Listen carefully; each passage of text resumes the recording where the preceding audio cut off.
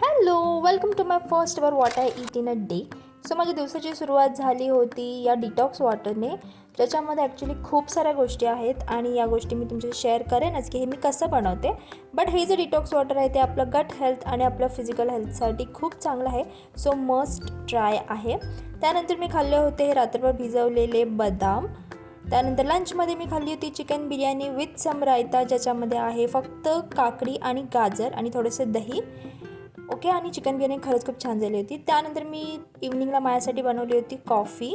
So मी ही coffee कॉन्टिनेंटलची use करते आहे. त्यानंतर थोडंसं साखर आणि त्यात थोडंसं कोमट पाणी घातलं होतं आणि मी ही कॉफी फ्रॉथ केली होती. मला फ्रॉथ केलेली कॉफी खूप जास्त आवडते आणि जनरली मी कोल्ड कॉफी नाही पित, पण मी हॉट कॉफी नेहमी पिते. त्यामुळे मी खूप छान अशी फ्रॉथ केलेल्या कॉफीमध्ये कोमट दूध टाकलेलं आहे आणि ही आपली कॉफी रेडी आहे. सो मी एन्जॉय करते माझ्या इव्हनिंग टाईमला.